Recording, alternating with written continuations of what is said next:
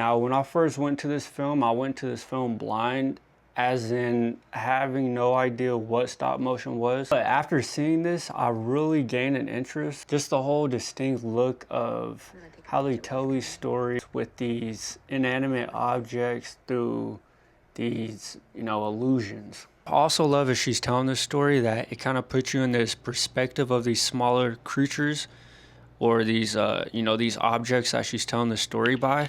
All right, now this film does explore a lot of hallucinatory and an unnerving world of stop motion, showing through these tragic themes of obsession and psychological trauma, mainly spilled through Ella's character as her world just starts to unravel.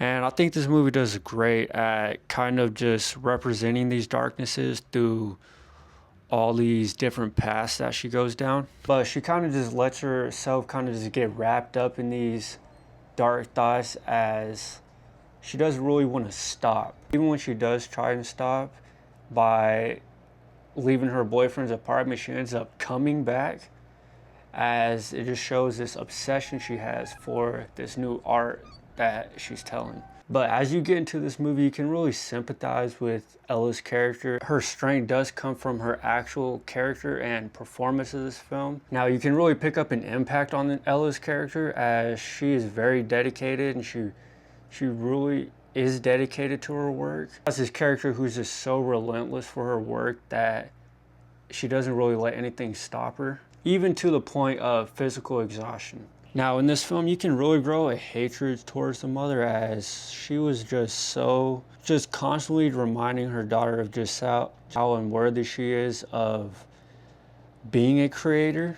Constantly just reminds her of just how she's the brains of the films and how Ella is sort of just this puppet, which sort of starts her roller coaster of beginning this descent into her madness and kind of just descends into a roller coaster of emotions. I'd probably have to say one of my favorite characters in this movie probably has to be the little girl. Not just because she's kind of like the innocent one, but she plays this very important role for Ella, not just in her art life, but in her mental state as well. She starts as this curious little girl interested in this art of stop motion, but then kind of becomes this demanding and honestly kind of a blackmailer. Kind of forces her into making this film, which I felt was very motivating because it kind of just pushes her out of this comfort zone. But the side effects of that was it kind of propelled her into this darkness that she has, and more or less giving her her own voice that honestly she was never going to get from her mother. So that probably had to be the biggest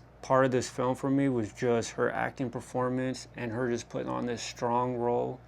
The fact that her descent into madness was portrayed through stop motion was very interesting to me, which after this film I did do some research after this, and I found Coraline was stop motion, and don't laugh at me, I did not know that. I've never seen Coraline.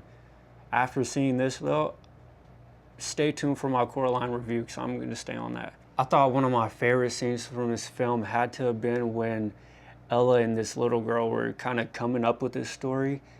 And as they're coming up with this story, you kind of see in the background, she starts manifesting all these little creations, or what are you saying, like these manipulated animated objects into her own reality, which I thought was very cool. Honestly, very striking imagery and colors, and just the cinematography of this film. All right, now there's not too many bad things I can say about this film. I mean, there was one scene where I feel like the scene could have been dragged on just a little bit longer, just to add a little more of that suspense. All right, you guys, that was my review on stop motion.